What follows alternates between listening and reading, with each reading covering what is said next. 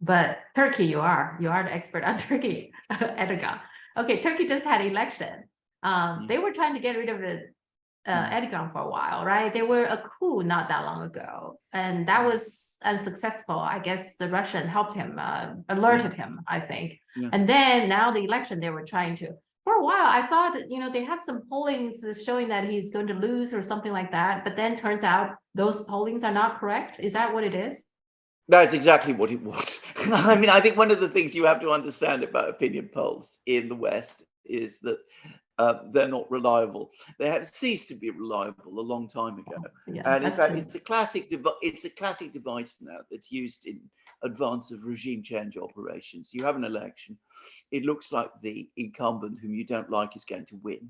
So you publish a whole stream of opinion polls, which on the contrary suggest that he's going to lose. And when he does win, you say, well, he can't have won fairly or properly because the opinion polls point the other way. And I mean, I've seen that happen time and time again. These opinion polls were an attempt to do precisely that. But they ran up against a fundamental problem, which is that even that part of Turkish society, which doesn't particularly like Erdogan, doesn't want the United States involving itself in Turkey's affairs. So the result was that the opposition, I think to many people's frustration, has accepted the outcome of these elections. So the regime change operation is essentially dead in the water. It never got going, even though I'm pretty sure that it was something that some people wanted. And of course, John Bolton. Has been he's been actively calling for it, and he's set up his own think tank to organize it and all that kind of thing. Well, but what's the reason they hate him so much? Erdogan, just because he's not listening, he's not easy to control. Is that the only reason? Well, it's because he is impossible to control. And Erdogan, I mean, he's a complicated man, and you can make many criticisms of him, but what he has achieved, and it is a real achievement, he's achieved two things. Firstly, within Turkey itself, he has broken the power of those institutions, those very, very well established institutions in Turkey, which historically favored the alliance with the United States. And that was what happened basically with the 2016 coup. That was the last attempt, basically. The army has always been in Turkey, has always historically been very committed to the alliance with the United States, to Turkey's membership of NATO, other institutions in Turkey, the judiciary, the large parts of the civil service, the intelligence agencies. It was the same. Erdogan, through mobilization of public support and his successful creation of his party, has been able to withstand all of these attempts and break these forces. And the result is that the United States doesn't have the leverage, the ability to control politics within Turkey to the extent that it did. And Turkey being a big country and potentially a powerful country, it is becoming increasingly nervous as Turkey is starting to follow its own policies and is starting to drift away. And that is why they want to see Erdogan go, because he's got this background behind him and it makes them very nervous. At the same time, I also think he's a complicated figure, like you said. His relationship with Putin is not necessarily always that good. And he's not well liked in China either. You see, he has been harboring some of the terrorists from Xinjiang. I think in Turkey, they even call Xinjiang, some people probably call it East Turkestan or something like that. So China is not very happy because in 2013, there was a series of terrorist attacks in that area, in the Xinjiang area. People died. A few hundred people died. It's not well published in the West, but that was happened. Many of them are Uyghurs. Okay, so it's not just, it's a terrorist attack. That's what it is. And some of those separatist people, they later escaped and they are in Turkey. You see, he's complaining that the Sweden harboring some of the Kurds, and he calls them terrorists. But he himself is harboring people from Xinjiang who are, China sees as terrorists. So you see, he's not like in the West, the Western governments, and he has a complicated relationship with Putin and with China. So he's a very complicated person, I think.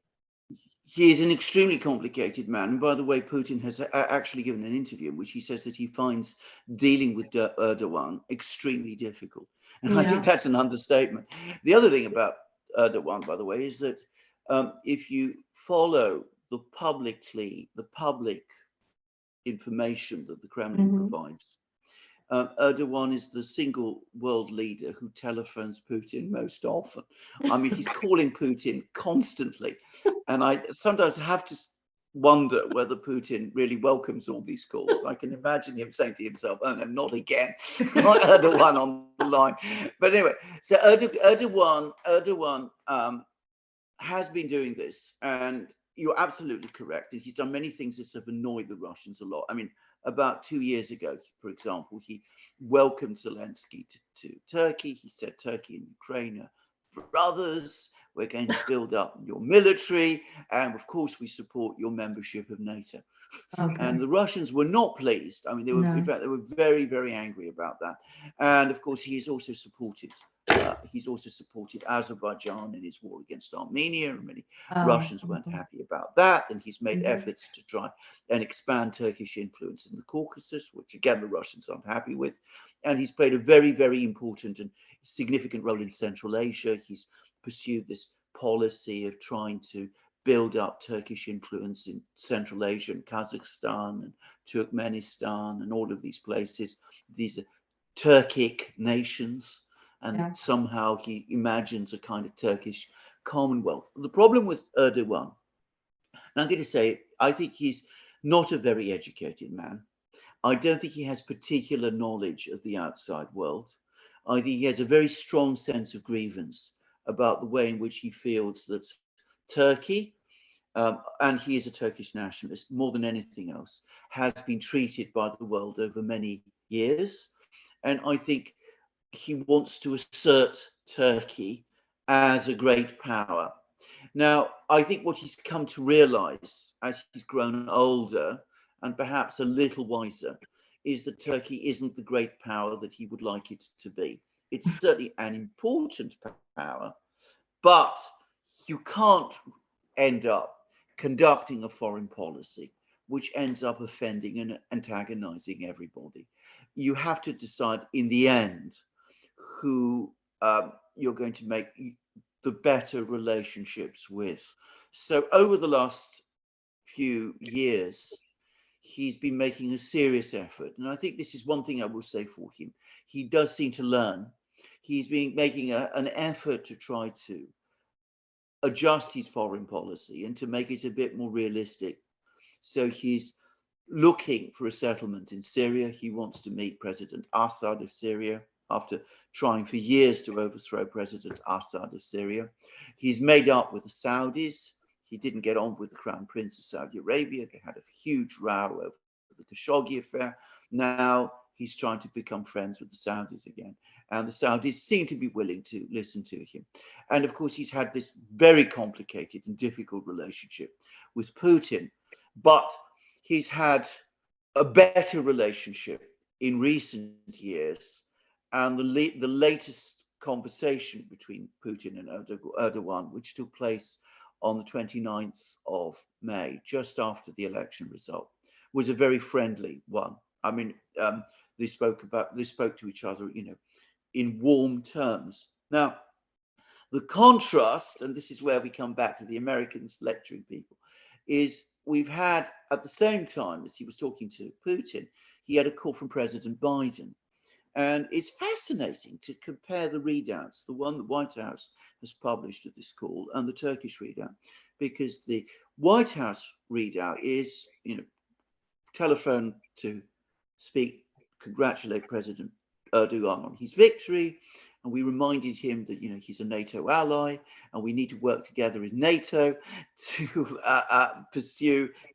approach challenges together and to take into account the security environment. And we're going to have this big NATO meeting in Vilnius.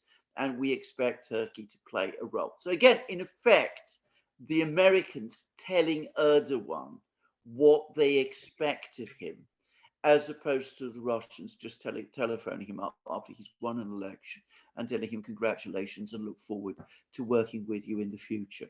So what I think Erdogan has understood is that, yes, he's made bad mistakes. He's made mistakes with the Chinese, he's made mistakes with the Russians, he's made mistakes with the Saudis, he's made lots of mistakes.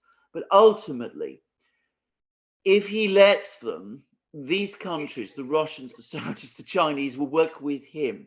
With the Americans, you can't work with them because ultimately they will always want you to work for them. And that's a fundamental difference. Yeah. I think Turkey, don't you think this like empire dream dies hard? That Turkey, Erdogan want to, I guess, rebuild the Ottoman Empire if he could, if only he could. And we just talked about Poland, right? They want to see the revitalization of the Poland Empire, I guess.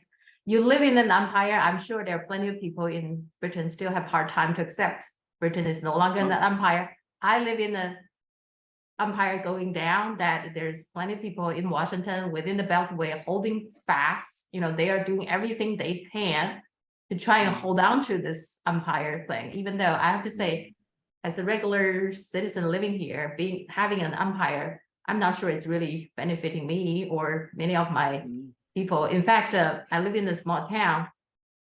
I just recently have some people complaining about the pipelines, the gas pipeline going through their backyard, literally their backyard. And they go into the coast, and then they got processed into liquefied natural gas going to Europe. You see, that pipeline going through their backyard is not benefiting them. They're very unhappy about this.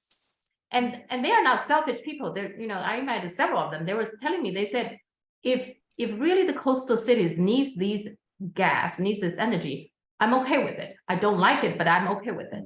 The fact is, it's going to Europe. The liquefied natural gas going to Europe. It's not even benefiting the Americans.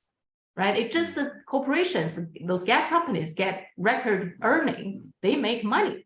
That's all there is. It doesn't benefit the United States. We don't. So being an empire is not really benefiting regular people. But at the elite, there are always people who keep on wanting to have empires. Seems to me like. Well, absolutely. I mean, we discussed this with Britain extensively in our last program, and you're absolutely right. Poland, they still have this hankering to become once again, the great Polish Commonwealth. You have the same, as you said, in Turkey. And of course, Erdogan had his neo-Ottoman foreign policy, which is a crazy idea, actually, completely bore no relation to any kind of reality. I'm not going to deny it. There are a few people in Russia who think like that also. I mean, there are people who, I mean, I don't think that they are anywhere close to the center of power. I think in Moscow, the government is pretty tough-minded and realistic. And of course, they have the consolation that they're still, to some extent at least, a great power. Yes. But, nonetheless, there are some people who would like to see things reconstituted as they were. I don't think that there are many. But fundamentally, you're absolutely right. Empires are an exhausting thing for the country that runs them. They sap its energy. They lead it into all kinds of very dubious moral choices and decisions. I'm being restrained in what I say there, but I mean, they result in all kinds of mistakes, and ultimately they're economically ruinous. I mean, Britain is in a terrible economic condition. I mean, the British government is now talking about imposing price controls, which that's what I read. Which is I mean, because the inflation rates are so out of control here. So where we were in Britain, the manufacturing capital of the world, where we were also the financial capital of the world, we are at the moment neither of those things, and we sense that we are going down. And if you want to look at the explanation for that, it is because we frittered away our energy building up the empire. The empire made some people incredibly rich. It created, as we discussed in our previous program, huge divisions within our own society. It created all kinds of old institutions that no longer work well. And you see the same in the United States. And you see also this lingering desire always in all these countries to recreate the past, to find some way of achieving the same, position that your country had 50, 100 years ago. Now, you see, this is where China has this enormous advantage because it doesn't have any of that. China never pursued overseas empires. It never had colonies or anything of that kind. It had long history of interaction with the people of Inner Asia, which still continues. But it's never been an expansionist state in that kind of way. It's always focused itself on itself. And we discussed this again in our previous program. The Chinese literature is not about war. And if there is, it is about war. It is about conflict within China, the three kingdoms, for example, things of that sort. So China has this enormous advantage. And that's, I think, one fundamental reason why China is now rising. And all of these other countries are becoming exhausted and tired and are making all these mistakes. Yeah. It seems the one place that doesn't seem want to have the empire ambition is China. Yeah, that's how I feel like. Yeah. Now, what is Liz Truss' visit to Taiwan's reaction? Are there any reactions in UK or people don't pay attention at all? She's, I guess, going there. What's the purpose of her visit? She's trying to revitalize her comeback, or purely just for money? She get paid. She does get paid to go there. The Taiwan people, the Taiwanese government is paying her. So what's her goal here? Yeah, of course, money plays a big role, and I have to say the Taiwanese government paying her to come. I mean, it just goes to show that they have no idea very much about the mood in Britain. Because, frankly, if you're talking about the British public, the last person they're going to listen to at the present time is Liz Truss. I mean, she's a completely discredited figure within the larger British public. But we come back to what we were talking about just a moment ago. Within the Conservative Party, the Prime Minister Rishi Sunak's position is looking weaker. His party, the Conservative Party under his leadership, has done very badly in some local elections recently. It looks like it's heading for a big defeat in the election which is coming. The economy is not in a good way. As I said, the Conservative government is now considering price controls on food. So there is concern. And when the Conservatives start feeling that they're going to lose an election, they start saying to themselves, well, maybe if we change the leader, if we carry out some kind of rearrangement, if you like, then that might, even if it doesn't prevent the defeat, it might make the defeat less bad. And this is a very common feature of British Conservative politics. It's why they're so unstable, by the way. So Liz Truss, who very much wants to be back at the centre of events, if not as Prime Minister, at least perhaps as a member of the cabinet, wants to gain attention. She goes to Taiwan, she makes a speech.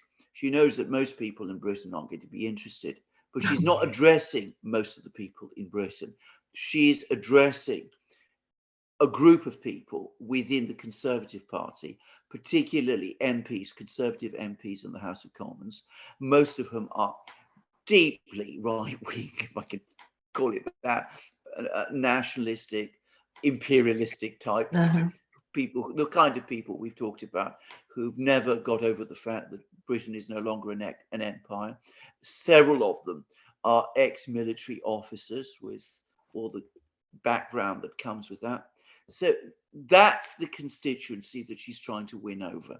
And it's worked. If you go to the sort of newspapers and magazines which these people read, the Daily Telegraph, the Spectator, and whatever, she's actually had a good press. because these Okay. people are very anti-China at the moment for all kinds of reasons that we've discussed before. So Liz Truss goes there, she makes this speech, they all go around and say to each other, well, Liz might not have been a success as a prime minister, but she's saying all the right things on foreign policy. All right. So we will see if she gets some coming back.